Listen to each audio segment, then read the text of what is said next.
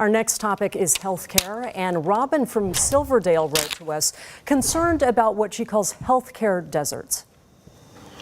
Kitsap County is now considered a healthcare desert, in large part due to the downsizing of Naval Hospital Bremerton. It can take over a year to see some providers in our area. Well, again, if you were unable to hear, Robin said Kitsap County is now considered a healthcare desert in a large part due to the downsizing of Naval Hospital Bremerton, and it can take a year to see some providers in our area. So adding to that right now, the average American's healthcare costs in 2023 totaled $12,900. That is up from 2019 when it was $11,500. Now, higher costs for hospital care, prescription drugs, and insurance premiums are factors. So what action would you take to make healthcare more affordable and accessible for someone like Robin in Kitsap County? Dr. Garcia, what action would you take to make healthcare more affordable and accessible?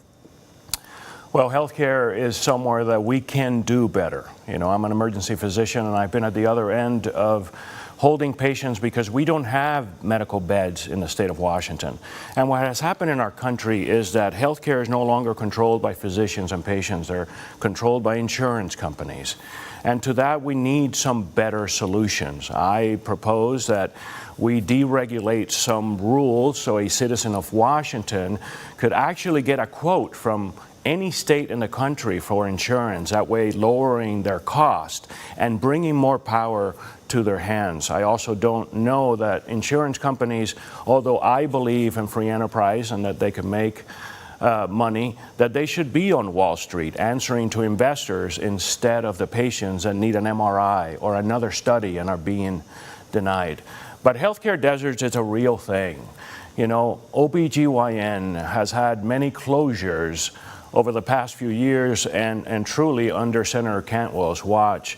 And the women of Washington need health care. We're not talking about the issues of autoimmune disease and perimenopause and cancer and all these things that are popping up in women's health care now, and we don't have the Ob-Gyn facilities to provide that care. Mental health is another healthcare desert. I was in Everton, Washington, with the first urgent care for mental health for children. That is a step in the right direction. Dr. Garcia, how would you address the healthcare deserts? Well, Monique, in 2008, I visited Senator Cantwell and I warned her that lower reimbursements from our government would make us lose services in Washington State. And her response was that we were going to bring all the other reimbursements down to our level. And certainly that has not worked out.